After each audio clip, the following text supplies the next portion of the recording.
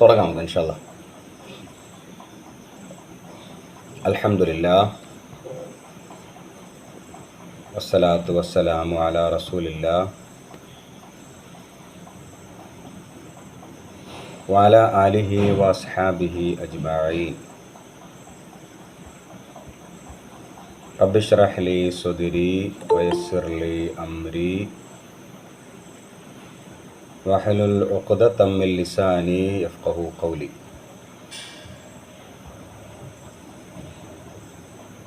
In ഉരീദു ഇല്ലൽ ഇസ്ലാഹ മസ്തതഅതു വമാ തൗഫീഖി ഇല്ലാ ബില്ലാഹ് അലൈഹി തവക്കൽതു വ ഇലൈഹി ഉനീബ്. പ്രിയ ഖുർആൻ പഠിതാക്കളെ, സൂറത്തുൽ ഖിയാമ 22 എന്നല്ല പറഞ്ഞത്, 22 ആയത്തോ? അല്ല, 13. 13 ആയത്തുകൾ നമ്മൾ പഠിച്ചു. ഇൻഷാ അല്ലാഹ് നമുക്ക് ഇൻഷാ അല്ലാഹ് 14-ാമത്തെ ആയത്ത് മുതൽ പഠിക്കാനായിട്ട് ശ്രമിക്കാം. നമുക്കൊന്ന് പാരായണം ചെയ്യാം. ബിസ്മില്ലാഹിർ റഹ്മാനിർ റഹീം. ബലിൽ ഇൻസാനു അലാ നഫ്സിഹി ബസീറ വലൗ അൽഖാ മആദീറ ലാ തുഹർരിക് ബിഹി ലിസാനക ലിതഅജല ബിഹി ഇന്ന അലൈനാ ജംഅഹു വ ഖുർആനഹു ഫഇദാ ഖറഅനാഹു ഫത്തബിഅ ഖുർആനഹു സുമ്മ ഇന്ന അലൈനാ ബയാനഹു. നമുക്ക് അത്രയും നോക്കാം. 1 മുതൽ 13 വരെ ആയത്തുകളിൽ നമ്മൾ പഠിച്ചത് നിങ്ങൾക്ക് ഓർമ്മയുണ്ടാവും.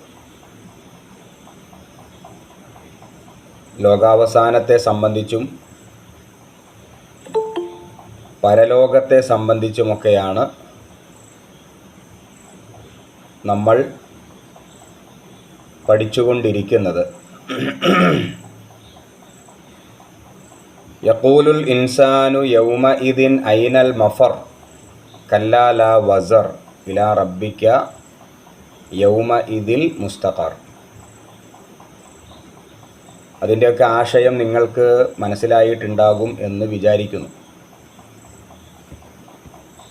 മനുഷ്യൻ ചോദിക്കുന്നു, എവിടെയാണ് അഭയം?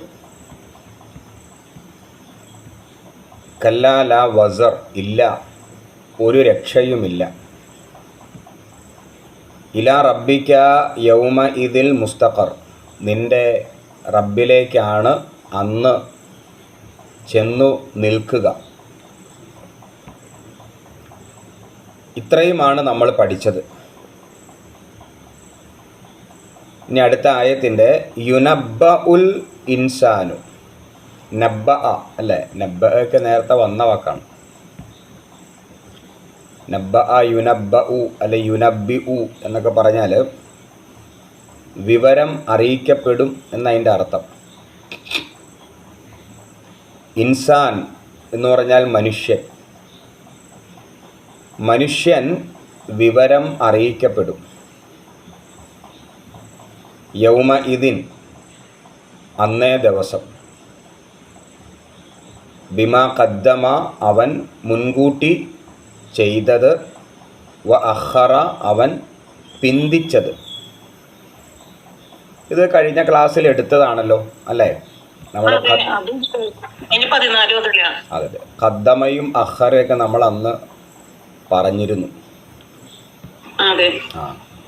എന്താണ് ഖദ്ദമ, എന്താണ് അഖറ, ഇതൊക്കെ വളരെ വ്യക്തമായിട്ട് അന്ന് പറഞ്ഞതാണ്.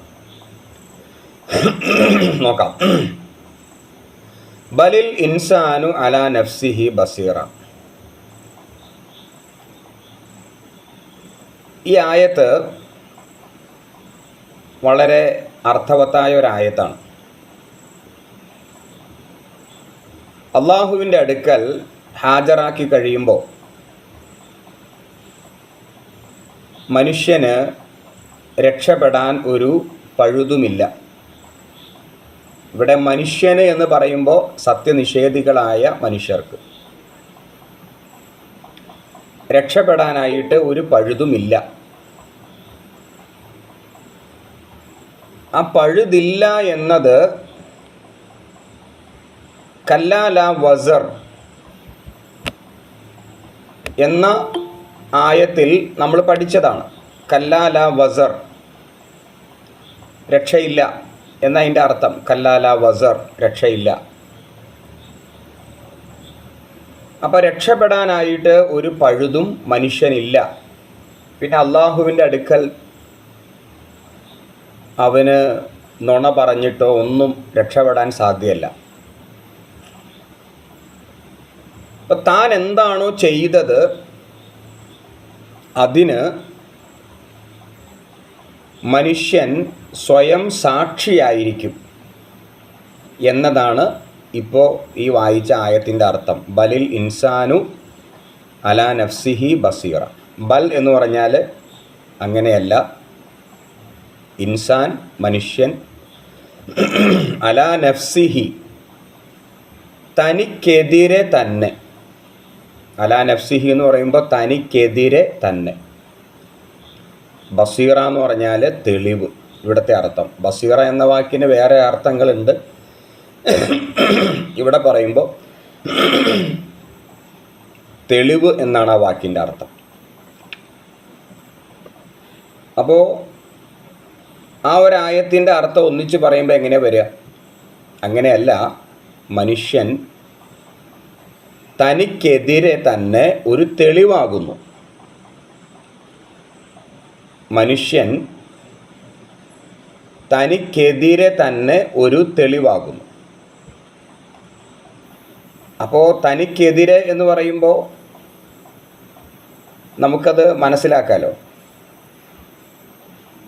ഞാൻ എന്തൊക്കെയാണ് ചെയ്തത്, എനിക്കിനി എന്താണ് അള്ളാഹു നൽകാനായിട്ട് പോകുന്നത്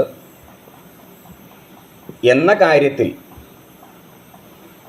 അവൻ സ്വയം ഒരു തെളിവാണ്. അപ്പോൾ ഒന്നും അവിടെ പറയാൻ കഴിയുന്നില്ല. അതായത് നുണ പറഞ്ഞിട്ടോ അല്ലാതെയോ രക്ഷപ്പെടാൻ സാധിക്കുന്നില്ല. ഞാൻ ചെയ്തു പോയ തിന്മകൾ, തെറ്റുകൾ, അതിന് ഞാൻ തന്നെ സാക്ഷിയാണ് എന്നതിൻ്റെ അർത്ഥം. അപ്പോൾ അതിൻ്റെ അർത്ഥം ഒന്നിച്ച് പറയുമ്പോൾ, കുറച്ചുകൂടി വ്യക്തമായിട്ട് പറയുമ്പോൾ ഇങ്ങനെയാണ്. പക്ഷേ മനുഷ്യന് തന്നെക്കുറിച്ച് നന്നായി അറിയാം. അങ്ങനെയും അതിനർത്ഥം പറയാം. ബസീറ എന്ന വാക്ക് ഒരുപക്ഷെ നിങ്ങൾക്ക് വേറെ വന്നിട്ടുണ്ടാവും. ബസീറ എന്ന വാക്കിൻ്റെ അർത്ഥം ഉൾക്കാഴ്ച എന്നാണ് ശരിക്കർത്ഥം. ഉൾക്കാഴ്ച എന്ന് പറഞ്ഞാൽ എന്താ? ഒരു അവബോധം എന്നൊക്കെ പറയാം. അപ്പോൾ എനിക്ക് എന്നെക്കുറിച്ചുള്ള ഒരു അവബോധം, ഒരു ഉൾക്കാഴ്ച. എനിക്ക് എന്നെ കുറിച്ച് നന്നായിട്ട് അറിയാം. അങ്ങനെയുണ്ടല്ലോ, എനിക്ക് എന്നെക്കുറിച്ച് നന്നായിട്ട് അറിയാം. അപ്പോൾ അതാണ് ബസീറ. അപ്പോൾ പക്ഷേ മനുഷ്യന് തന്നെക്കുറിച്ച് നന്നായി അറിയാം എന്ന് പറഞ്ഞാൽ അതിൻ്റെ ആശയം എന്താ? അവിടെ പരലോകത്ത് ചെല്ലുമ്പോൾ തന്നെക്കുറിച്ച് നന്നായിട്ട് അവൻ അറിയാം. എന്തുമായിട്ടാണ് വന്നിരിക്കുന്നത്, നന്മയാണോ തിന്മയാണോ, ഇതൊക്കെ കൃത്യമായിട്ട് അവൻ അറിയാം. അതാണ് ആ ബസീറ എന്ന വാക്ക്. ഇനി അടുത്ത ആയത്തൂടി വായിക്കുമ്പോൾ ഒന്നുകൂടി ക്ലിയർ ആവും. വലൗ അൽഖാ മഅദീറ. വലൗ അൽഖാ, ഈ ലൗ എന്ന് പറഞ്ഞാൽ എങ്കിൽ എന്നാണ് ആ വാക്കിൻ്റെ അർത്ഥം. എങ്കിൽ, അൽഖ എന്ന് പറഞ്ഞാൽ അവൻ സമർപ്പിച്ചു. അൽഖ എന്ന് പറഞ്ഞാൽ അവൻ സമർപ്പിച്ചു. ശരിക്കും അൽഖ എന്ന വാക്കിന് വേറെ അർത്ഥമുണ്ട്, ഇങ്ങനെ ഇട്ടു എന്നൊക്കെ അർത്ഥമുണ്ട്. ഇവിടെ പറയുമ്പോൾ സമർപ്പിച്ചു എന്നും പറയാം. അപ്പോൾ അവൻ സമർപ്പിച്ചു. എന്താണ് സമർപ്പിച്ചത്? മആദീറ. മആദീറ എന്ന് പറഞ്ഞാൽ ഒഴികഴിവുകൾ. മആദീറത്ത് ഒഴികഴിവുകൾ. അപ്പം നമ്മൾ അങ്ങനെയല്ലേ, ഏതൊരു കാര്യത്തിനും നമ്മൾ ഒരു ഒഴികഴിവ്, ഇങ്ങനെ ഞാൻ അങ്ങനെയല്ല, ഇങ്ങനെയാണ്, അങ്ങനെ സംഭവിച്ചതാണ്, അറിയാതെ പറ്റിയതാണ്, അങ്ങനെയൊക്കെ രക്ഷപ്പെടാൻ വേണ്ടി എന്തൊക്കെ നമ്മൾ ഒഴിവ് കഴിവുകളൊക്കെ പറയുമോ അതിനാണ് ഇവിടെ ഈ മആദീറ എന്ന് പറയുന്നത്. അപ്പോൾ മനുഷ്യന് അവൻ്റെ കർമ്മ പുസ്തകം നൽകുന്നതിന് മുമ്പ് തന്നെ തന്നെക്കുറിച്ച് നന്നായിട്ട് അറിയാം. തനിക്ക് എന്താണ് ലഭിക്കാൻ പോകുന്നത്. പിന്നെ അള്ളാഹു വിധിക്കുന്നതിന് മുമ്പ്, അള്ളാഹു തൻ്റെ കാര്യത്തിൽ സ്വർഗമാണോ നരകമാണോ വിധിക്കുന്നത്, അതിനു മുമ്പ് തന്നെ അവന് സ്വയം അറിയാം. അപ്പോൾ എന്ത് തന്നെ ഒഴികഴിവുകൾ അവിടെ ബോധിപ്പിച്ചാലും, അവൻ രക്ഷപ്പെടാൻ ശ്രമിച്ചാലും, അവന് തന്നെക്കുറിച്ച് ഒരു ഉൾക്കാഴ്ചയുണ്ട്. എനിക്ക് ലഭിക്കാൻ പോകുന്നത് നരകമാണ് എന്ന് അവന് സ്വയം ബോധ്യമുണ്ട്. അല്ലെങ്കിൽ അവന് സ്വയം ബോധ്യപ്പെട്ടിരിക്കുന്നു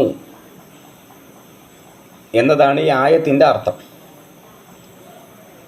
ഇവിടെ അള്ളാഹു എന്തിനാണ് ഈ സംഗതി പറഞ്ഞത്? ഒരാൾ കുറ്റവാളിയാണ് എന്ന് സ്വയം സമ്മതിക്കാതെ, അവൻ്റെ മനസ്സാക്ഷി സമ്മതിക്കാതെ അവനെ ശിക്ഷിക്കുക എന്നത് നീതിയുടെ താല്പര്യമല്ല. ഭൗതിക ലോകത്ത്, നമ്മൾ ജീവിച്ചുകൊണ്ടിരിക്കുന്ന ഈ ലോകത്ത് കുറ്റവാളി സമ്മതിക്കാതെ, ഇപ്പോൾ കോടതി എടുത്തെടുത്ത് ചോദിക്കും, നീ സമ്മതിച്ചോ? തെളിവുകളൊക്കെ ഹാജരാക്കിയിട്ടും കോടതി ചോദിക്കും, നീ സമ്മതിച്ചോ? അപ്പോൾ കുറ്റവാളി സ്വയം കുറ്റം സമ്മതിക്കുന്നു. അവസാനം ആ കുറ്റം സമ്മതിക്കുക എന്നതാണ് നീതിയുടെ താല്പര്യം. അപ്പോൾ അല്ലാഹു സുബ്ഹാനഹു വ തആല പരലോകത്ത് കടുകിട അനീതി ചെയ്യുകയില്ല എന്ന് നമ്മെ ബോധ്യപ്പെടുത്തുന്ന ആയത്തുകളാണ് ഇതൊക്കെ. ഇപ്പോൾ ഉദാഹരണം പറഞ്ഞാൽ, എന്നെ സംബന്ധിച്ചാണെങ്കിൽ എനിക്ക് എന്നെക്കുറിച്ച് നല്ല ബോധ്യമുണ്ട്, എനിക്ക് എന്നെക്കുറിച്ച് നല്ല ബസീറത്തുണ്ട്, എനിക്ക് എന്താ കിട്ടാൻ പോവുക. പക്ഷെ ഞാൻ എന്തു ചെയ്യും? ഒഴികഴിവുകളൊക്കെ പറഞ്ഞു നോക്കും. എന്തിനാ? രക്ഷപ്പെടുവാണെങ്കിൽ രക്ഷപ്പെടട്ടെ. ഞാൻ ഈ മആദീറത്ത് അതിങ്ങനെ പറഞ്ഞു നോക്കും. പക്ഷേ എനിക്ക് എന്നെക്കുറിച്ച് നല്ല ബോധ്യമുണ്ട്, രക്ഷപ്പെടില്ല. അതാണ് ബസീറത്ത്. അപ്പം ഞാൻ സ്വയം കുറ്റം സമ്മതിക്കുന്നു. എത്ര ശ്രമിച്ചാലും എനിക്ക് ലാസ്റ്റ് കുറ്റം സമ്മതിക്കേണ്ടി വരും.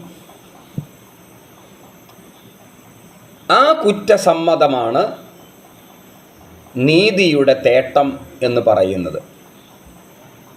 അല്ലാഹു സുബ്ഹാനഹു വ തആല വെറുതെ എന്നെ നരകത്തിലേക്ക് വലിച്ചെറിയില്ല. ഞാൻ ആ ഭീകരമായ അല്ലെങ്കിൽ മൃഗീയമായ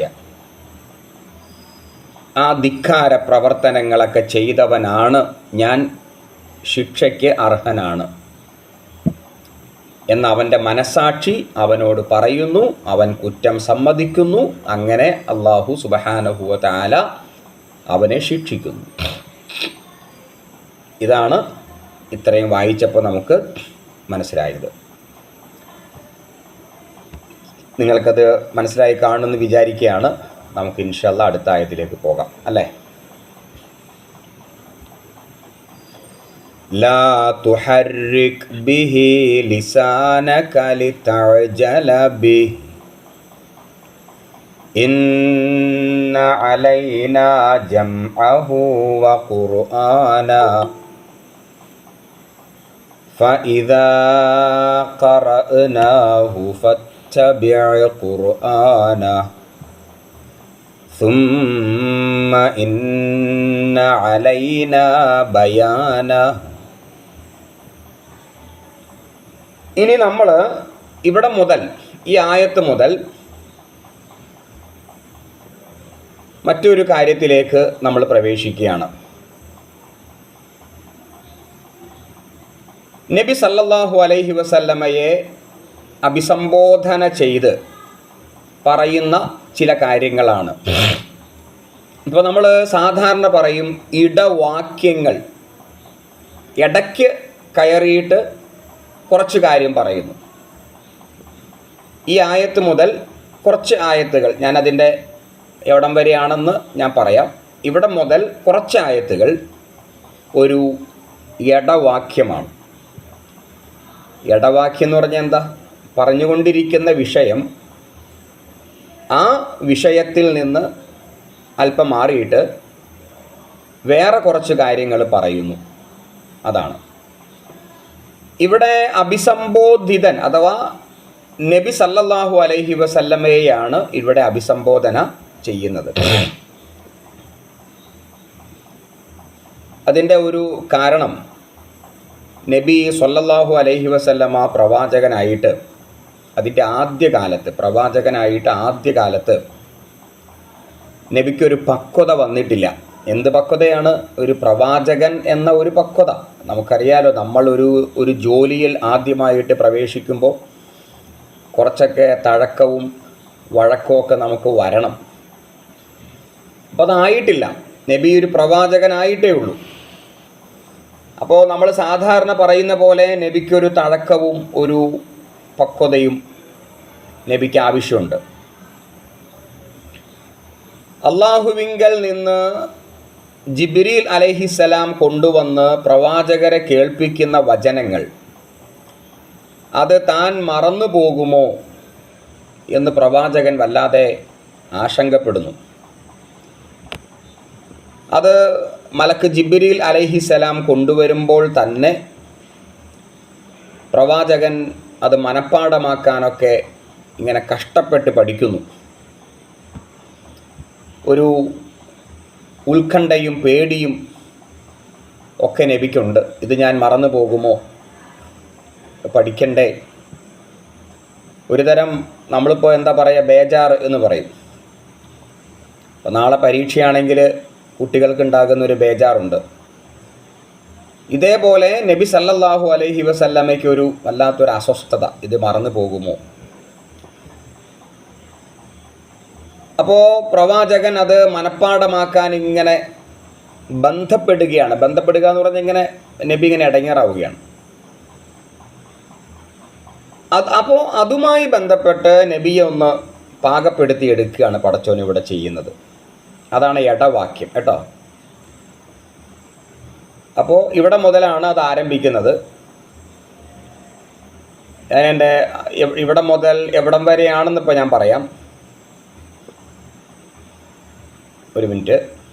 ഇവിടെ മുതൽ, അതായത് ലാ തുഹർരിക് ബിഹി ലിസാനക ലിതഅജല ബിഹി, 16-ാമത്തെ ആയത്ത് മുതൽ 19-ാമത്തെ ആയത്ത് വരെ.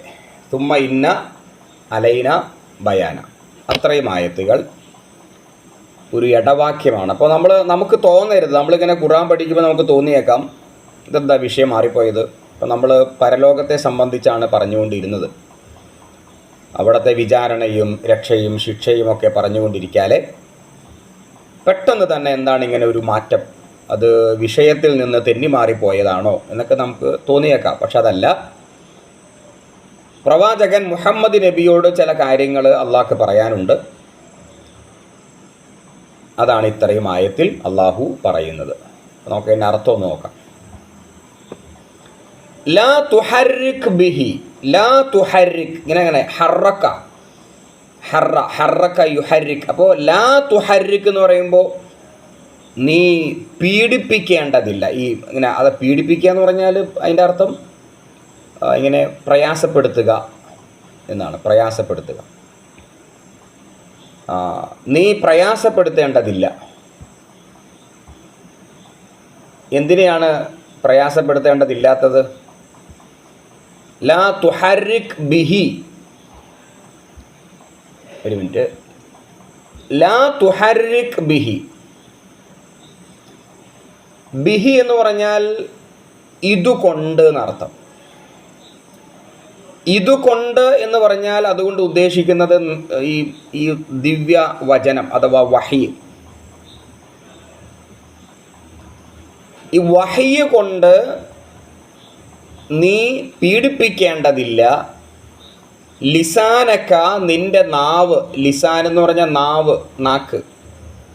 നാക്ക് എന്നർത്ഥമുണ്ട്, പിന്നെ ഭാഷ എന്നർത്ഥമുണ്ട്. ഇവിടെ നാക്ക് എന്നർത്ഥം. ലിത്തഅജല, ലിത്തഅജല, അജലത്ത് എന്ന് നമ്മൾ സാധാരണ പറയും. അജലത്ത് ധൃതി, പെട്ടെന്ന്. ലിത്തഅജല ഇവിടെ പെട്ടെന്ന് എന്ന് പറയുമ്പോൾ അതുകൊണ്ട് ഉദ്ദേശിക്കുന്നത് മനഃപ്പാടമാക്കാനായിട്ട്, ഹൃദ്യസ്ഥമാക്കാനായിട്ട്. ബിഹി, ഇത് എന്ന് പറഞ്ഞാൽ ഖുർആൻ. അപ്പോൾ നമുക്ക് ഈ പയ്യെ തിന്നാൽ പനയും തിന്നാം എന്നൊരു പഴഞ്ചൊല്ലുണ്ട്. ഈ ഖുർആൻ പഠിക്കാൻ വേണ്ടി വരുന്നവർ, ആദ്യമായിട്ട് വരുന്നവർക്കൊരു ആവേശം ഉണ്ടാവും. ഈ ആവേശം എന്ന് പറയുമ്പോൾ ചില ആൾക്കാർ തുടക്കത്തിൽ പെട്ടെന്ന് ആവേശം കാണിച്ചിട്ട് പഠിക്കാനൊക്കെ ശ്രമിച്ച് അവസാനം ഇട്ടേച്ചു പോകും. എല്ലാ കാര്യത്തിലും ഈ ആരംഭ ശൂരത്വം എന്നൊക്കെ പറയും. തുടക്കത്തിലുണ്ടാകുന്ന ഒരു ഇൻട്രസ്റ്റ്, താല്പര്യം പിന്നെ അവർ കാണിക്കില്ല. അതിപ്പോൾ ഖുർആൻ പഠിക്കാനാണെങ്കിലും ഏത് കാര്യത്തിലാണെങ്കിലും ഈ ആരംഭ ശൂരത്വം നല്ലതല്ല. എല്ലാത്തിലും ഒരു മിതത്വം ആണ് ഇസ്ലാം ആഗ്രഹിക്കുന്നത്. ഒരു അവധാനത ഇസ്ലാം ആഗ്രഹിക്കുന്നു. ഒരു ധൃതി ഇസ്ലാം ആഗ്രഹിക്കുന്നില്ല. ഒരു കാര്യത്തിൽ ഒരു അവധാനത, ഒരു സാവകാശം. അതിപ്പോൾ ഖുർആൻ പഠിക്കുന്ന കാര്യത്തിൽ മാത്രമല്ല, ഏത് കാര്യത്തിലും. ഇവിടെ നബി സല്ലല്ലാഹു അലൈഹി വസല്ലമ, ഞാൻ ആദ്യം പറഞ്ഞല്ലോ, നബിക്കൊരു പക്വതക്കുറവുണ്ട്. അത് തുടക്കത്തിൽ അത് ആർക്കും ഉണ്ടാകും. പ്രവാചകനൊരു മനുഷ്യനാണ്. പെട്ടെന്ന് അള്ളാഹു പ്രവാചകനെ റസൂലാക്കി ഉത്തരവാദിത്വം കൊടുത്തപ്പോൾ റസൂലിന് ഖുർആനൊക്കെ ഇറങ്ങാൻ തുടങ്ങിയപ്പോൾ റസൂലിനത് മനഃപ്പാടമാക്കാനും പഠിക്കാനൊക്കെ ഒരു വെപ്രാളം ഒക്കെ അള്ളാഹ് കണ്ടു. അത് ഒരു താല്പര്യം കൊണ്ടാണ്. പിന്നെ നബിക്ക് വല്ലാത്തൊരു ടെൻഷൻ എന്താ, ഇത് എനിക്ക് പഠിക്കാൻ പറ്റൂ, ഇതൊക്കെ ഞാൻ എങ്ങനെ പഠിച്ചെടുക്കും എന്നൊക്കെ നബിക്ക്. മാത്രമല്ല, നബിക്ക് എഴുത്തും വായനയൊന്നും അറിയില്ല, അക്ഷരാഭ്യാസം ഇല്ലല്ലോ. അതൊരു പ്രശ്നമാണ്. അപ്പം എങ്ങനെ ഇത് പഠിച്ചെടുക്കും എന്നൊക്കെയുള്ള ഒരു വല്ലാത്ത പ്രയാസം. അപ്പോൾ അള്ളാഹു നബിയോട് പറയുന്ന കാര്യമാണിത്. എന്താ പറഞ്ഞത്? പ്രവാചകൻ ഈ ദിവ്യ സന്ദേശം ധൃതിയിൽ ഹൃദ്യസ്ഥമാക്കുന്നതിന് വേണ്ടി നീ നാക്ക് പിടപ്പിക്കേണ്ടതില്ല. ഇതിവിടെ തുഹർരിക്, ഹറക്ക എന്ന് പറഞ്ഞാൽ ശരിക്കും അർത്ഥം ഈ പിടപ്പിക്കുക എന്നോ. ലിസാനക്ക എന്ന് പറയുമ്പോൾ നിൻ്റെ നാവ് എന്നാ. നിൻ്റെ നാക്ക് ഇങ്ങനെ പിടപ്പിക്കണ്ട. ഇപ്പം നമുക്കത് പറയുമ്പോൾ നിങ്ങൾക്കറിയുമെന്ന് എനിക്കറിയില്ല. ഈ മനപ്പാടാക്കുന്നവരിങ്ങനെ ചില ആൾക്കാരെ കണ്ടിട്ടില്ലേ? ഈ മനപ്പാടാക്കാനായിട്ട് നോക്കുമ്പോൾ അല്ലെങ്കിൽ പിന്നെ വളരെ പെട്ടെന്ന് ഇങ്ങനെ പറഞ്ഞുകൊണ്ടിരിക്കും അല്ലേ?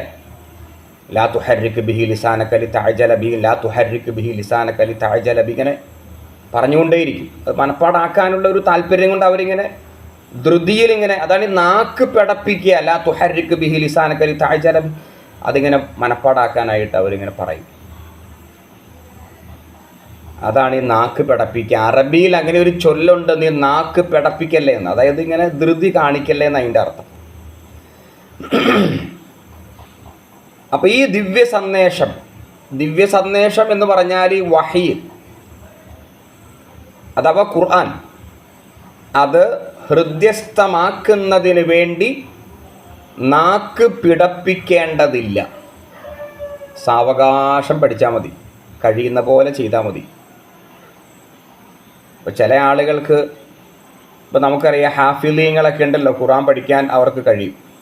അത് അള്ളാഹുവിൻ്റെ ഒരു വലിയ ബർക്കത്താണ്. അതെല്ലാവർക്കും ഉണ്ടാവണമെന്നില്ല. ചില ആളുകൾക്ക് മനോഹരമായിട്ട് ഓതാനുള്ള കഴിവുണ്ട്, പക്ഷെ അവർക്ക് മനപ്പാടാക്കാൻ സാധിക്കണം എന്നില്ല. അപ്പോൾ ചില ആളുകൾക്ക് അർത്ഥവും അതിൻ്റെ ആശയവും ഒക്കെ നന്നായിട്ട് അറിയാം, പക്ഷെ അത് ഹൃദ്യസ്ഥമാക്കാനായിട്ട് സാധിക്കണമെന്നില്ല. നമുക്കൊക്കെ ഓരോരുത്തർക്കും ഓരോ കഴിവാണ്. അപ്പം അതനുസരിച്ചൊക്കെ മതി എന്ന് കരുതി മടിയും കാണിക്കരുത്. രണ്ടും ഉണ്ട് കേട്ടോ. ചില ആൾക്കാർ എനിക്ക് കഴിയില്ല എന്നും പറഞ്ഞ് മടിച്ചിരിക്കും. അങ്ങനെയും പാടില്ല. രണ്ടിനും ഇടയിലുള്ള ഒരു മാർഗ്ഗമാണ് സ്വീകരിക്കേണ്ടത്.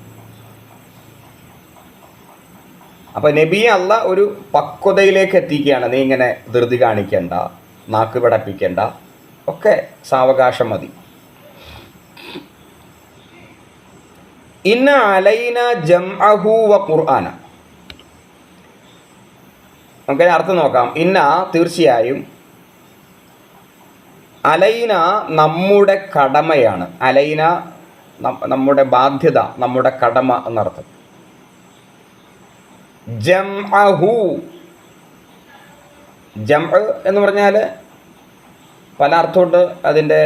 ഇവിടെ പറയുമ്പോൾ അതിൻ്റെ സമാഹരണം, ഈ ഒരുമിച്ച് കൂട്ടൽ എന്നർത്ഥമുണ്ട്. ജംഅ ഒരുമിച്ച് കൂട്ടൽ. അപ്പം അതിൻ്റെ സമാഹരണം. വ ഖുർആനഹു, അത് ഓതിത്തരലും. ഖുർആൻ എന്ന് പറഞ്ഞാൽ ഇങ്ങനെ ഓതിക്കൊടുക്കൽ എന്നതിൻ്റെ അർത്ഥം. ഖുർആൻ ഖിറാഅത്ത്, ഖറഅ അല്ലേ, ഖറഅ എന്നുണ്ടായ വാക്കാണ് ഖുർആൻ. ഖുർആൻ എന്ന് പറഞ്ഞാൽ ഓതൽ, വായിക്കൽ എന്നാണ് ആ വാക്കിൻ്റെ അർത്ഥം. ജംഅ എന്ന് പറഞ്ഞാൽ ഒരുമിച്ച് കൂട്ടൽ. ജംഅഹു എന്ന് പറയുമ്പോൾ അതിൻ്റെ ഒരുമിച്ച് കൂട്ടൽ. ഖുർആനഹു എന്ന് പറയുമ്പോൾ അത് ഓതിത്തരൽ. ഇന്ന അലൈന എന്ന് പറയുമ്പോൾ തീർച്ചയായും നമ്മുടെ കടമ, തീർച്ചയായും നമ്മുടെ ബാധ്യത. അതൊന്നിച്ച് പറയുമ്പോഴോ അത് ഓർമ്മിപ്പിച്ചു തരേണ്ടതും. ആ ജംഇൻ്റെ അർത്ഥം അവിടെ ഒന്ന് മാറി. സമാഹരിക്കുക എന്നതുകൊണ്ട് ഉദ്ദേശിക്കുന്നത് ഓർമ്മിപ്പിച്ച് തരിക എന്നതാണ്. ജംഅ എന്ന വാക്കിൻ്റെ ശരിയായ അർത്ഥം സമാഹരിക്കുക എന്നാണ്. പക്ഷെ ഇവിടെ അതിൻ്റെ ആശയാർത്ഥത്തിലേക്ക് വരുമ്പോൾ അത് ഓർമ്മിപ്പിച്ചു തരേണ്ടതും വായിപ്പിക്കേണ്ടതും നമ്മുടെ ചുമതലയാകുന്നു. നമ്മുടെ എന്ന് പറഞ്ഞാൽ ആരുടെ? അള്ളാഹുവിൻ്റെ. ശരിയല്ലേ? പഠിക്കുക എന്ന നമ്മുടെ കടമ, പക്ഷെ അത് പഠിക്കാനും ഓർമ്മയിൽ നിൽക്കാനും ഒക്കെ നമ്മെ സഹായിക്കേണ്ടത് ആരാണ്? പടച്ചോനാണ്. അത് റസൂൽ അതുകൊണ്ട് ബേജാറാവണ്ട എന്നല്ല പറയുന്നു. ശരി. അപ്പോൾ ഇവിടെ ജംഅ എന്നതിൻ്റെ അർത്ഥം ഓർമ്മിപ്പിച്ചു കൊടുക്കൽ എന്നാണ്. അതിൻ്റെ ശരിയായ അർത്ഥം എന്താ? സമാഹരിക്കൽ, ഒരുമിച്ച് കൂട്ടൽ. പക്ഷെ ഇവിടെ ആശയാർത്ഥം പറയുമ്പോൾ ഓർമ്മിപ്പിക്കൽ.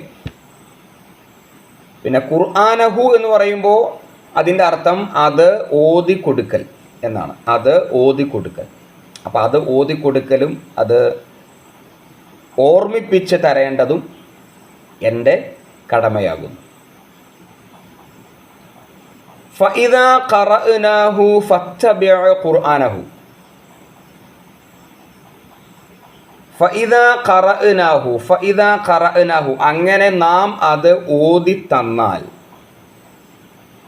ഖറഅ എന്ന് പറഞ്ഞാൽ എന്താ? ഖറഅ ഖിറാഅത്ത് എന്ന് പറഞ്ഞാൽ ഇങ്ങനെ ഓതി അല്ലെങ്കിൽ വായിച്ചു. അർത്ഥം എല്ലാവർക്കും അറിയായിരിക്കും അല്ലേ? ഖറഅനാഹു എന്ന് പറയുമ്പോൾ അത് എന്ന് പറഞ്ഞാൽ ഖുർആൻ. നാം അത് ഓതി തന്നാൽ എന്താ ചെയ്യണ്ടേ? ഫ എന്ന് പറഞ്ഞാൽ അങ്ങനെ ഓതി തന്നാൽ. ഇത്തബിഅ, നീ പിൻപറ്റുക, ഖുർആനഹു, അതിൻ്റെ പാരായണത്തെ. അപ്പോൾ നാം അത് ഓതി തന്നാൽ നീ അതിൻ്റെ പാരായണത്തെ പിന്തുടരുക. എന്തായിരിക്കും അതിൻ്റെ ആശയം? അത് നമുക്ക് ഒന്നുകൂടി അതിൻ്റെ അർത്ഥം കുറച്ചുകൂടി മനസ്സിലാകുന്ന ഒരു ഭാഷയിൽ പറഞ്ഞാൽ ഞാൻ പറയാം. അതായത്, അതിനാൽ നാം അത് വായിച്ചു തരുമ്പോൾ നീ ശ്രദ്ധയോടെ കേട്ടുകൊണ്ടിരിക്കുക. പക്ഷെ അത് പദാനുപദ അർത്ഥം വരുമ്പോൾ അങ്ങനെ വരില്ല. അതിനെ പിൻപറ്റുക, ഇത്തിബാ അല്ലേ, ഫത്തബിഅ ഖുർആനഹു. ഇത്തബഅ എന്ന് പറഞ്ഞാൽ അർത്ഥം എന്താ? പിൻപറ്റി എന്നാണ്. അപ്പോൾ ഫത്തബിഅ ഖുർആനഹു എന്ന് പറയുമ്പോൾ നീ ആ ഖുർആനിനെ പിൻപറ്റുക എന്നാണ് അതിൻ്റെ അർത്ഥം. നോക്കാം, നബി സല്ലല്ലാഹു അലൈഹി വസല്ലമയ്ക്ക് ഖുർആൻ ഓതിക്കൊടുത്തിരുന്നത് ജിബ്രീൽ അലൈഹിസ്സലാം ആണ്. പക്ഷേ അത് ജിബ്രീൽ അലൈഹിസ്സലാം അദ്ദേഹത്തിൻ്റെ സ്വന്തം വക അല്ലല്ലോ, അത് അല്ലാഹ് കൊടുത്തുവിട്ടതല്ലേ. അതുകൊണ്ടാണ് ഇവിടെ നാം പാരായണം ചെയ്യുന്നു എന്ന് അള്ളാഹു പറയുന്നത്. നാം പാരായണം ചെയ്യുന്നു. പാരായണം ചെയ്താൽ എന്താ ചെയ്യണ്ടേ? സശ്രദ്ധം കേട്ടിരിക്കുക, കേട്ടു പഠിക്കുക. അങ്ങനെയും അർത്ഥം കൊടുക്കാം. അത് കേട്ടു പഠിച്ചിട്ട് ഇത്തിബാ ചെയ്യുക. എന്താണ്? അതനുസരിച്ച് ജീവിക്കുക. അടുത്ത ആയത്തുകൂടി ഉണ്ടെങ്കിൽ ചർച്ച ചെയ്യാം. സുമ്മ ഇന്ന അലൈന ബയാനഹു. സുമ്മ പിന്നീട്, ഇന്ന അലൈന തീർച്ചയായും നമ്മുടെ കടമയാണ്. അലൈന നേരത്തെ വന്ന വാക്കാട്ടോ. അലൈന നമ്മുടെ കടമയാണ്. ബയാനഹു എന്താണ്? ബയാൻ ചെയ്യുക എന്ന് പറഞ്ഞാൽ അത് മലയാളീകരിച്ചൊരു വാക്കാണ്. ബയാൻ ചെയ്യുക എന്നൊക്കെ സാധാരണ നമ്മൾ പറയാറുണ്ട്. ബയാൻ ചെയ്യുക. ബയാൻ ചെയ്യുക എന്ന് പറഞ്ഞാൽ ഇങ്ങനെ വിശദീകരിക്കുക. അപ്പം ബയാനഹു എന്ന് പറയുമ്പോൾ അത് വിശദീകരിക്കുക നമ്മുടെ കടമയാണ്. ഏത് വിശദീകരിക്കുക? വിശുദ്ധ ഖുർആൻ വിശദീകരിച്ച് നിങ്ങൾക്ക് തരിക എന്നത് നമ്മുടെ കടമയാകുന്നു. അപ്പോൾ ഇത് നബിയോടാണ് പറഞ്ഞത് കേട്ടോ. നബിയോടാണ് പറഞ്ഞത് എങ്കിലും ഈ ആയത്തുകൾ ഇപ്പോഴും ഖുർആനിലുണ്ട്. ഇത് നബിയോട് പറഞ്ഞതാണ്, നിങ്ങൾക്ക് ബാധകമല്ല എന്നെവിടെയും ഇല്ല. അപ്പോൾ ഇപ്പോൾ നമ്മളോടാണ് പറയുന്നത്. നമ്മൾ മനസ്സിലാക്കേണ്ടത്, നമുക്കൊരു പൊതുവായ സ്വഭാവമുണ്ട്. ഈ ഖുർആൻ പഠിക്കുമ്പോൾ അത് നബിയോട് പറഞ്ഞ കാര്യം, ഇത് 1400 വർഷങ്ങൾക്കപ്പുറം മക്കക്കാരോട് പറഞ്ഞ കാര്യം, അത് ക്രൈസ്തവരോട് പറഞ്ഞത്, അത് യഹൂദരോട് പറഞ്ഞത്, ഇത് ബഹുദൈവ ആരാധകരോട് പറഞ്ഞത്. അപ്പം അവസാനം നോക്കുമ്പോൾ എന്നോട് പറഞ്ഞതൊന്നും അവിടെ ഇല്ല. അങ്ങനെ സംഭവിക്കാറുണ്ട്. ഖുർആൻ പഠിതാക്കൾ അങ്ങനെ ഖുർആൻ പഠിച്ചാൽ അവസാനം എന്നോടൊപ്പം എന്താ പറഞ്ഞത്? ഒന്നും പറഞ്ഞിട്ടില്ല. ഒക്കെ അവരോട് പറഞ്ഞത്, ഒക്കെ അവരോട്. ഇതിപ്പോൾ നബിയോട്, അപ്പോൾ എനിക്ക് വേണ്ട. അങ്ങനെ സംഭവിക്കരുത്. ഇത് നബിയോടാണ് പറഞ്ഞതെങ്കിലും ആദ്യത്തെ അഭിസംബോധിതൻ നബിയാണ്. പക്ഷേ ലോകാവസാനം വരെ ഈ ആയത്തുകൾ അവിടെ കിടക്കുന്നു. ഇപ്പം നമ്മളോടാണ് ഈ പറയുന്നത്. 114 അധ്യായങ്ങൾ വിശുദ്ധ ഖുർആനിൽ ഉണ്ട്. ഈ 114 അധ്യായങ്ങൾ ഒറ്റയടിക്ക് പഠിച്ചു തീർക്കാനൊന്നും സാധ്യമല്ല. അപ്പോൾ നമ്മൾ തന്നെ 2-3 വർഷമായിട്ട് ഈ ഖുർആൻ പഠന ക്ലാസ് തുടങ്ങിയിട്ട് എത്ര 4, 5, 6 സൂറകളൊക്കെ ആയിട്ടുള്ളൂ. അത് തന്നെ എല്ലാവരും കൃത്യമായിട്ട് അത് പഠിച്ചു മനസ്സിലാക്കി എന്നും നമുക്ക് ഉറപ്പിക്കാനും സാധ്യമല്ല. അപ്പോൾ ഒരു അവധാനതയോടെ സാവകാശം ആശയം ഗ്രഹിച്ച് മനസ്സിലാക്കി കുറേ ചിന്തിച്ച് സമയമെടുത്ത് വേണം അള്ളാഹുവിൻ്റെ ഗ്രന്ഥം പഠിക്കാനായിട്ട് എന്ന് നമുക്ക് അവിടെ നിന്ന് മനസ്സിലാക്കാം. ഞാൻ അതിൻ്റെ താഴെ പറയുന്നുണ്ട്, പഠിച്ചാൽ മാത്രം പോരാ, ഫത്തബിഅ ഖുർആനഹു. അത് വളരെ പ്രധാനപ്പെട്ട ഒരു കാര്യമാണ്. ഫത്തബിഅ ഖുർആനഹു. ഇത് പഠിച്ചിട്ട് മാത്രം വലിയ പ്രയോജനമില്ല. ഫത്തബിഅ, അതിനെ ഇത്തിബാ ചെയ്യാൻ കൂടി നമുക്ക് സാധിക്കണം. ഇത്തിബാ ചെയ്യുക എന്ന് പറഞ്ഞാൽ ഈ പഠിച്ചത് ജീവിതത്തിൽ പകർത്താനായിട്ട് നമുക്ക് സാധിക്കുമ്പോഴാണ് ഖുർആൻ പഠനം സമ്പൂർണ്ണമാവുക. പിന്നെ വിശുദ്ധ ഖുർആൻ വിശദീകരിച്ച് തരിക, അതിൻ്റെ ബയാൻ, അതിൻ്റെ വ്യാഖ്യാനം, അത് വിശദീകരിച്ച് തരേണ്ട കടമ അള്ളാഹുവിൻ്റെതാണ്. അത് അള്ളാഹു കൃത്യമായിട്ട് വിശദീകരിച്ച് തന്നിട്ടുണ്ട്. ഖുർആനിൻ്റെ വിശദീകരണം അപ്പോൾ ഏതായിരിക്കും? നിങ്ങൾക്ക് എന്താ തോന്നുന്നത്? ഖുർആനിൻ്റെ വിശദീകരണം, വിശദീകരിക്കേണ്ട ആയത്തുകൾ കേട്ടോ, എല്ലാ ആയത്തും വിശദീകരിക്കേണ്ടതില്ല. നമുക്ക് കേട്ടാൽ തന്നെ മനസ്സിലാവുന്ന ആയത്തുകളുണ്ട്. പക്ഷെ ചില ആയത്തുകൾക്ക് ബയാൻ ആവശ്യമുണ്ട്. ബയാൻ എന്ന് പറഞ്ഞാൽ വിശദീകരണം. അപ്പോൾ ഖുർആനിൻ്റെ വിശദീകരണം നമ്മുടെ മുമ്പിലുണ്ട്. ഏതാണ് ആ വിശദീകരണം? നബി സല്ലല്ലാഹു അലൈഹി വസല്ലമയുടെ 23 വർഷക്കാലത്തെ ജീവിതമാണ് ഖുർആനിൻ്റെ വിശദീകരണം. നമ്മൾ അതിനെ എന്ത് വിളിക്കും? സുന്നത്ത് എന്ന് വിളിക്കും, അല്ലെങ്കിൽ എന്ത് വിളിക്കും? ഹദീസ് എന്നൊക്കെ പറയും. ഹദീസ് അല്ലെങ്കിൽ സുന്നത്ത്. സുന്നത്ത് എന്നാണ് നമ്മൾ വളരെ കോമൺ ആയിട്ട് വിളിക്കാറ്, സുന്നത്ത്. അപ്പോൾ നമ്മൾ ഖുർആനും സുന്നത്തും എന്ന് പറയും. ഖുർആൻ മാത്രം നമുക്ക് അവലംബിച്ചാൽ അത് സമ്പൂർണ്ണമാവില്ല. ഇപ്പോൾ ചില ആയത്തുകൾ ഇപ്പോൾ നമ്മൾ പഠിച്ചിട്ടില്ല, അത്തരം ആയത്തുകളൊന്നും. നമ്മൾ പരലോകം, തൗഹീദ് അങ്ങനെയുള്ള ആയത്തുകളാണ് പഠിച്ചിട്ടുള്ളൂ. ശരീഅത്തുമായി ബന്ധപ്പെട്ട് അഥവാ നിയമനിർമ്മാണവുമായി ബന്ധപ്പെട്ട്, വിധി വിലക്കുകളുമായി ബന്ധപ്പെട്ട് ആയത്തുകളൊക്കെ ഉണ്ട്. അതെങ്ങനെയാണ് പ്രയോഗവൽക്കരിക്കുക, അത് പ്രാക്ടിക്കലായിട്ട് എങ്ങനെ, അത് നബി സല്ലല്ലാഹു അലൈഹി വസല്ലം നടപ്പിൽ വരുത്തിയിട്ടുണ്ട്. അപ്പോൾ നമുക്കവിടെ മാതൃക.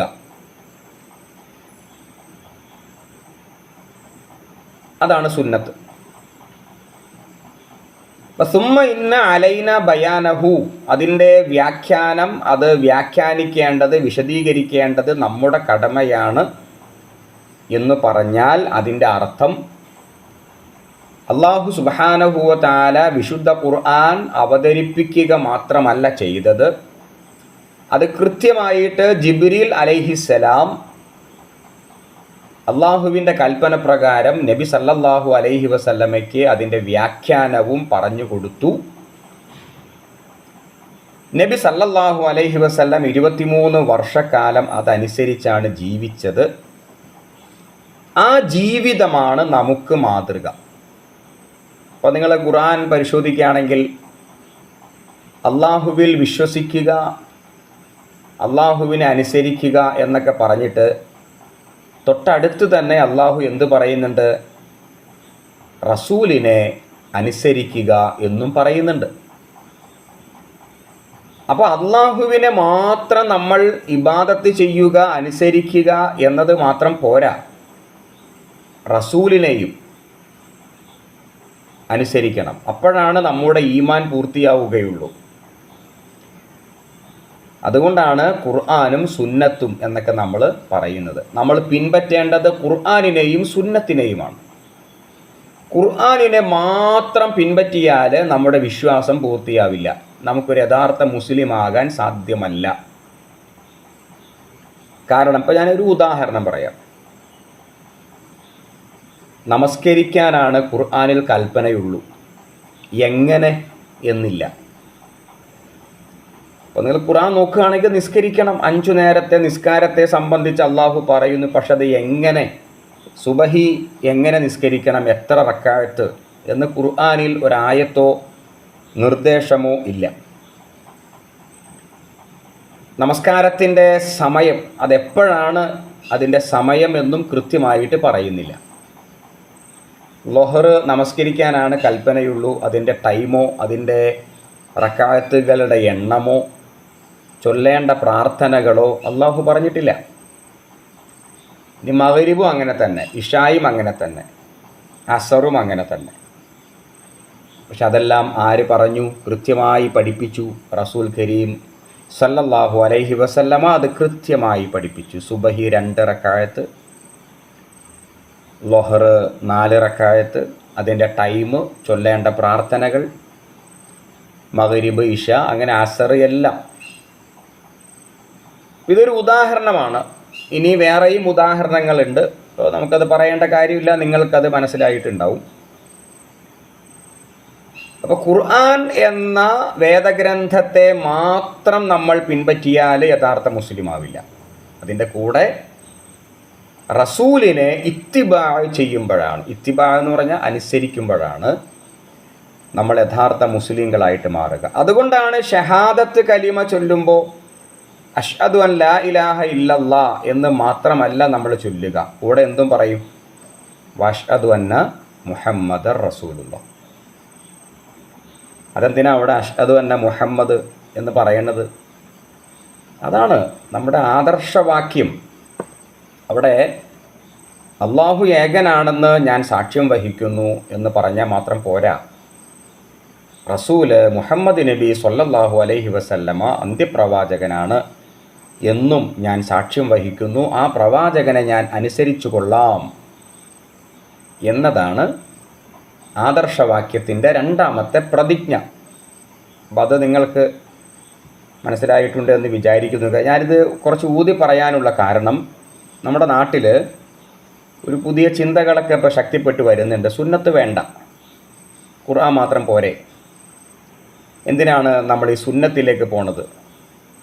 ഖുർആൻ 114 അധ്യായങ്ങളിൽ പറയുന്ന പോലെ ജീവിച്ചാൽ പോരെ എന്നൊക്കെയുള്ള ഒരു ചർച്ചയും കുറേ ചെറുപ്പക്കാരും അല്ലാത്തവരൊക്കെ അതിനെ ഇങ്ങനെ പിൻപറ്റുന്നുണ്ട്. അത് മാത്രം മതിയല്ലോ, എന്തിനാണ് സുന്നത്ത്, എന്തിനാണ് പ്രവാചകൻ്റെ ആ സുന്നത്തിനെ നമ്മൾ ഫോളോ ചെയ്യണത് എന്നൊക്കെയുള്ള ഒരു ചർച്ചയൊക്കെ നമ്മുടെ നാട്ടിലിപ്പോൾ കുറച്ചൊക്കെ ശക്തിപ്പെട്ട് വരുന്നുണ്ട്. അത് ശരിയല്ല. ഖുർആൻ മാത്രം അനുസരിച്ചാൽ നമുക്ക് മുസ്ലിമായി ജീവിക്കാൻ സാധ്യമല്ല. ഖുർആനിലെ ആയത്തുകൾക്ക് റസൂല് കൊടുത്ത വ്യാഖ്യാനം, റസൂൽ എങ്ങനെ ജീവിച്ച് കാണിച്ചു തന്നു, അത് ആരാധനകളാകട്ടെ, സാമ്പത്തിക ഇടപാടുകളാകട്ടെ, കുടുംബജീവിതമാകട്ടെ, സാമൂഹ്യ ജീവിതമാകട്ടെ, രാഷ്ട്രീയ ജീവിതമാകട്ടെ, സ്വകാര്യ ജീവിതങ്ങളാകട്ടെ, അവിടെ എല്ലാം റസൂൽ എങ്ങനെയാണ് ആയത്തുകളെ പ്രയോഗവൽക്കരിച്ചത്.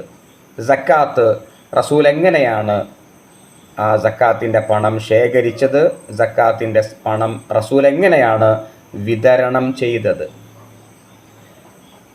ബലിപ്പെരുന്നാൾ റസൂൽ എങ്ങനെയാണ് ആഘോഷിച്ചത്, എങ്ങനെയാണ് ബലി കൊടുത്തത്.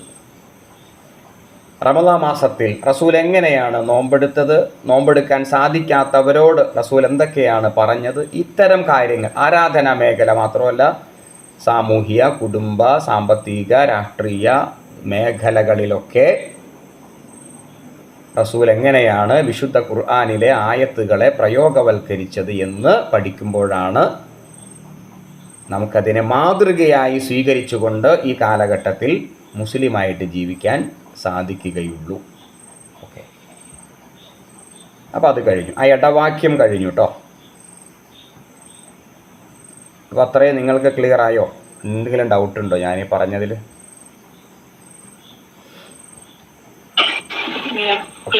ഓക്കെ, ഇൻഷാല്ലാ നമുക്ക് അടുത്ത ആയത്തിലേക്ക് വരാം. അപ്പോൾ ഇടവാക്യം കഴിഞ്ഞപ്പോൾ നമ്മൾ ആദ്യം പറഞ്ഞ വാക്യത പരലോകത്തെ സംബന്ധിച്ചല്ലേ, അതിലേക്ക് വീണ്ടും തിരിച്ചു വരികയാണ്. അതിൻ്റെ ഇടയിൽ റസൂലിനെ ഒന്ന് അഭിസംബോധന ചെയ്തിട്ട് കുറച്ച് കാര്യം പറഞ്ഞു. അത് നമുക്ക് കൂടി ബാധകമാണ് ആ കാര്യങ്ങൾ. നോക്കാം, 20-ാമത്തെ ആയത്ത്. നമ്മൾ ആ ഇടവാക്യത്തിന് മുമ്പ് എന്താണോ പരലോകത്തെ സംബന്ധിച്ചൊക്കെ പറഞ്ഞത് അതിനെക്കുറിച്ച് വീണ്ടും തുടരുകയാണ്. കല്ലാ ബൽ തുഹിബ്ബൂനൽ ആജില വതദറൂനൽ ആഖിറ വുജൂഹു യൗമഇദിൻ നാളിറ ഇലാ റബ്ബിഹാ നാളിറ. അത്രയും നോക്കാം. കല്ല, അങ്ങനെയല്ല, ഒരിക്കലുമല്ല. അപ്പോൾ ആ കല്ല എന്ന് പറയുമ്പോൾ ഒരിക്കലുമല്ല എന്ന് പറഞ്ഞാൽ ഇവിടെ മുതൽ പ്രഭാഷണം ആദ്യം പറഞ്ഞ ആ വിഷയത്തിലേക്ക് ഇതാ വരുന്നു. ആ ഒരു സൂചനയാണ് അവിടെ കല്ല. പിന്നെ കല്ല എന്ന വാക്കിന് വേറെ അർത്ഥമുണ്ട്. ഞാനത് ആദ്യം പറഞ്ഞതാണ്, നിങ്ങൾക്ക് ഓർമ്മയുണ്ടോയെന്ന് അറിയില്ല. പല പ്രാവശ്യം ഈ കല്ല എന്ന വാക്ക് വന്നിട്ടുണ്ട്.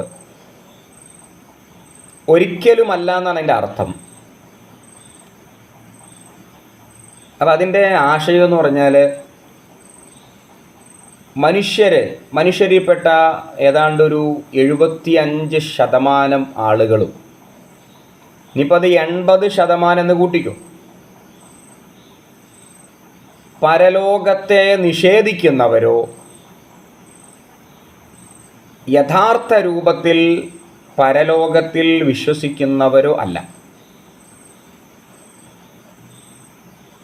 ഞാൻ പറഞ്ഞ ക്ലിയറായോ? അതായത് ലോക ജനസംഖ്യയിൽ 80% വരുന്ന മനുഷ്യരും ഒന്നുകിൽ പരലോകത്തെ പാടെ നിഷേധിക്കുന്നവരാണ്, അങ്ങനെ ഒന്നില്ല എന്ന് പറയുന്നവരാണ്, അല്ലെങ്കിൽ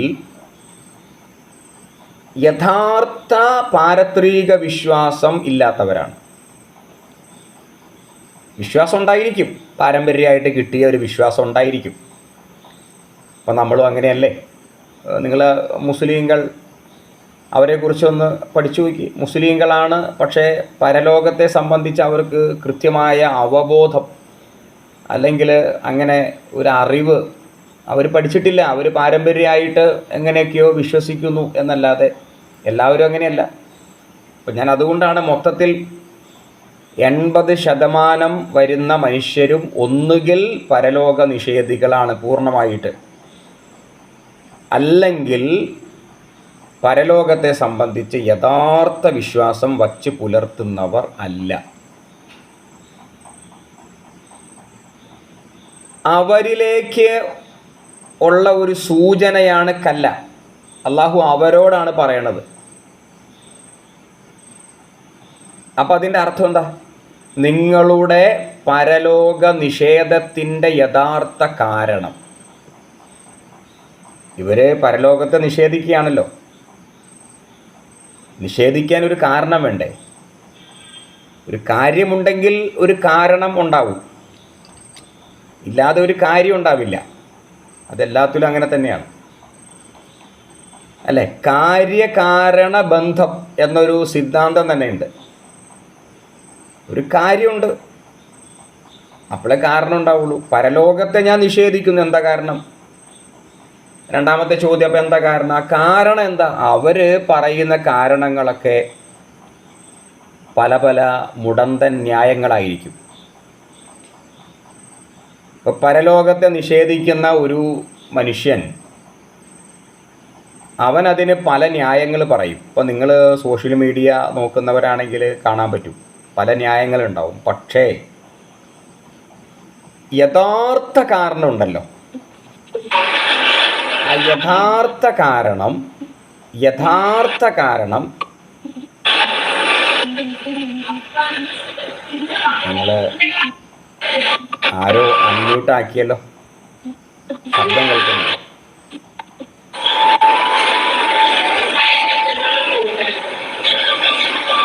ഒച്ച വരുന്നുണ്ടല്ലോ, ആരാ അൺമ്യൂട്ട് ആക്കിയത്?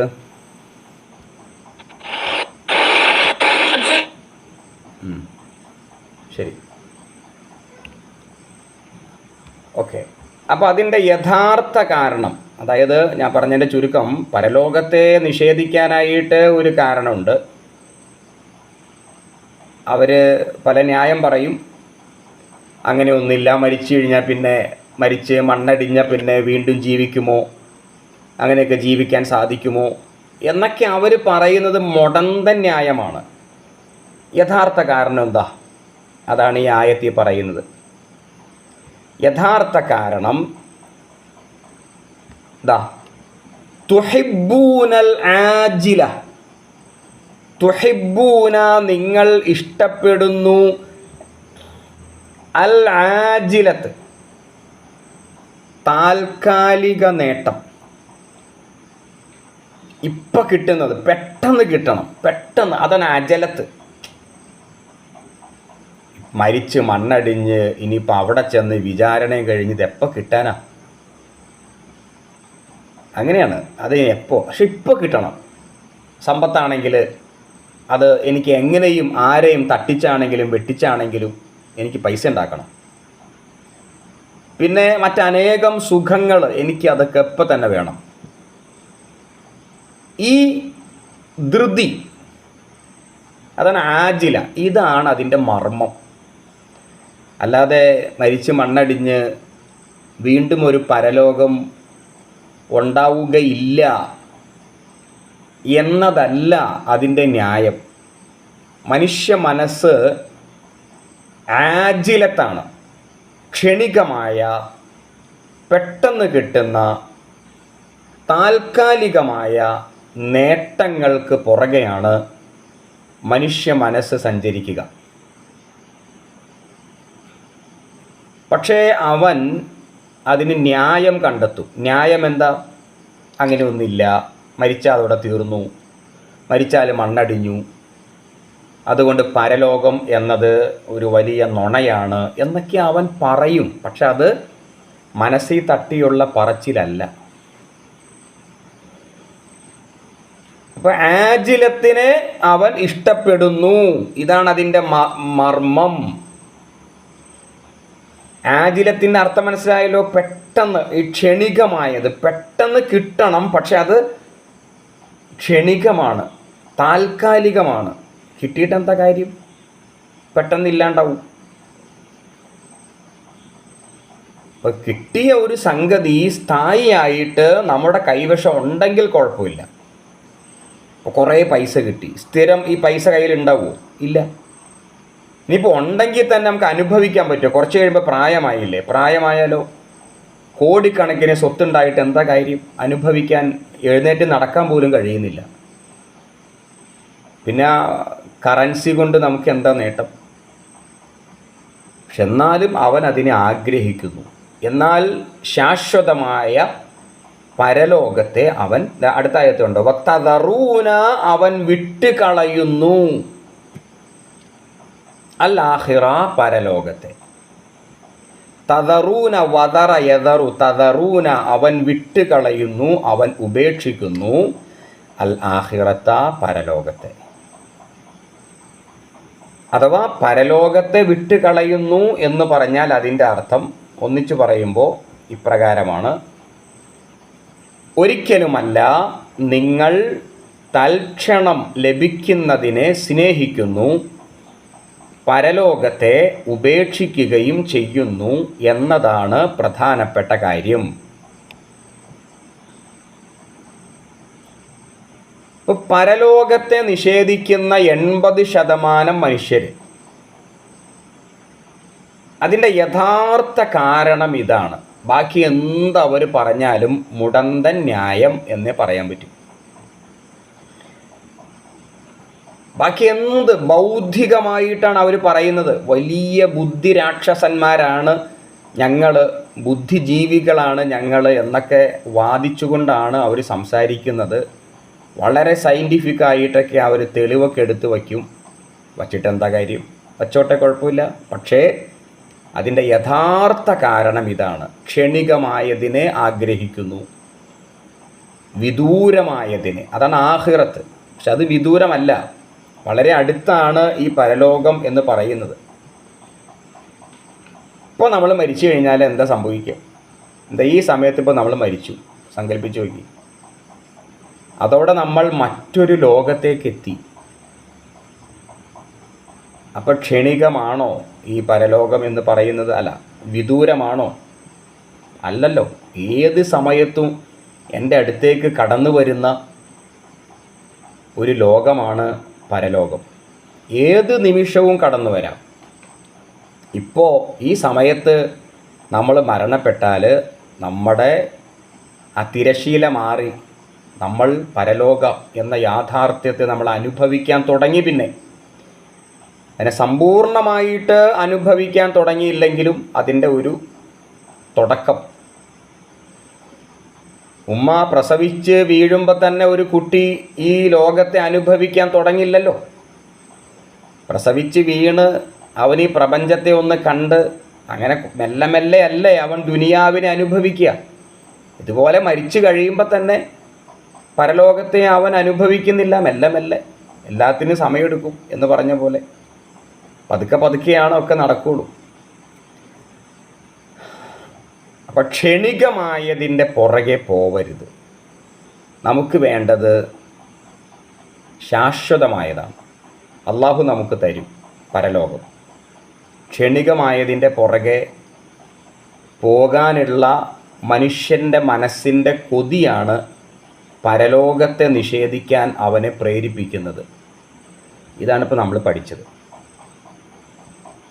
എൻ്റെ ബാക്കി നോക്കി ഇല്ല, ബാക്കി എടുത്താൽ പിന്നെ അതൊരു വലിയ ചർച്ചയൊന്നുമല്ല. പരലോകത്ത് എന്തൊക്കെയാണ് സംഭവിക്കുക എന്നുള്ള ഒരു ചർച്ച അവിടെ നടക്കുന്നത്. നമുക്ക് അടുത്ത ആഴ്ചയിൽ തീർക്കാം ഇൻഷാ അല്ലാഹ്. എനിക്കങ്ങനെ തോന്നുകയാണ്. കുറച്ച് ആയത്തുകളേ ഉള്ളൂ. നമുക്ക് അടുത്ത ആഴ്ചയിൽ അത് തീർക്കാം. ശരിക്കും മനസ്സിലാക്കി പഠിക്കുക. അള്ളാഹു തൗഫീക്ക് ചെയ്യുമാറാകട്ടെ. എന്തെങ്കിലുമൊക്കെ ഡൗട്ട് ഉണ്ടെങ്കിൽ നിങ്ങൾ ചോദിക്കണം കേട്ടോ. ചോദിക്കാൻ മടിക്കരുത്. പറഞ്ഞ കാര്യത്തിൽ എന്തെങ്കിലും സംശയം ഉണ്ടെങ്കിൽ ചോദിക്കണം. ഇല്ലെങ്കിൽ നമുക്ക് ക്ലാസ് അവസാനിപ്പിക്കാം.